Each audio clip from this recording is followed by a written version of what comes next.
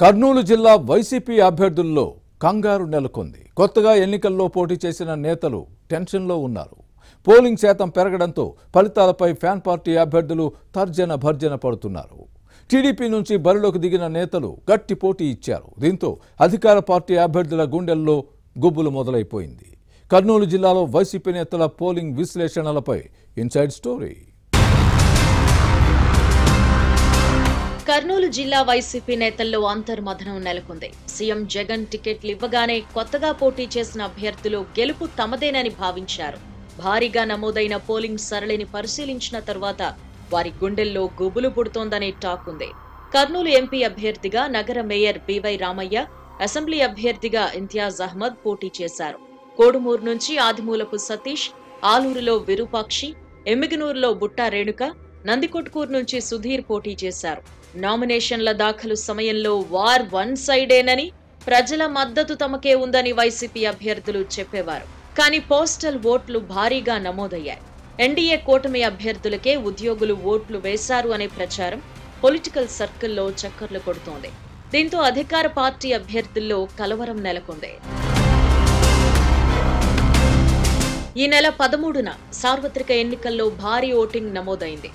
ఎండ వానను సైతం లెక్క చేయక పల్లె, పట్టణ, నగర ఓటర్లు పోలింగ్ కేంద్రాలకు తరలివచ్చి ఓట్లు వేశారు. బూత్ల వారీగా పోలైన ఓట్ల వివరాలను సేకరించి ఎక్కడ మెజారిటీ వస్తుంది, ప్రత్యర్థికి ఎన్ని ఓట్ల ఆధిక్యం వచ్చే అవకాశం ఉంది అనే అంచనాల్లో మునిగి తేలుతున్నారు. తామిచ్చిన డబ్బును స్థానిక నేతలు సక్రమంగా పంపిణీ చేశారా లేదా, సొమ్ము తీసుకున్న వారు తమకే ఓట్లేశారా, అలాగే ఎక్కడెక్కడ క్రాస్ ఓటింగ్ జరిగిందని వైసీపీ అభ్యర్థులు లెక్కలతో కుస్తీలు పడుతున్నారట. మరోవైపు అభ్యర్థి నుంచి డబ్బులు తీసుకున్న కొందరు ద్వితీయ శ్రేణి నేతలు ఓటర్లకు సక్రమంగా పంపిణీ చేయలేదట. విషయం తెలుసుకున్న వైసీపీ నేతలు వారికి ఫోన్ చేస్తే స్విచ్ ఆఫ్ అనే సందేశం వస్తోంది. దీంతో అభ్యర్థులు ఆందోళనకు గురవుతున్నారు. తమ అంచనాలు గందరగోళంగా ఉన్నాయని కొత్త అభ్యర్థులు సిట్టింగ్ ఎమ్మెల్యేలను అడిగి తెలుసుకుంటున్నారట.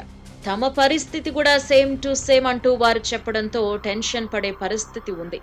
పైకి గెలుస్తామని సిట్టింగ్ ఎమ్మెల్యేలు చెబుతున్నా సర్వే రిపోర్టులు మాత్రం వేరుగా ఉండడంతో ఆందోళనకు గురవుతున్నారు. అయితే టీడీపీ అభ్యర్థులు మాత్రం గట్టి పోటీ ఇచ్చామని అంటున్నారు.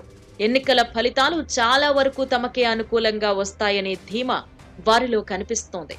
ఈ పరిస్థితుల్లో ప్రధాన పార్టీల అభ్యర్థుల గెలుపు ఓటములపై బెట్టింగ్స్ పర్వం జోరందుకుంది. అయితే కొత్తగా పోటీ చేసిన ఫ్యాన్ పార్టీ అభ్యర్థులు బూత్ల వారీగా నమోదైన పోలింగ్ సరళి నివేదికలు చూశాక డీలా పడ్డారట. మొత్తం మీద వైసీపీ అభ్యర్థులకు ఫలితాల ఫీవర్ పట్టుకుంది. మరి ఏం జరుగుతుందో చూడాలి.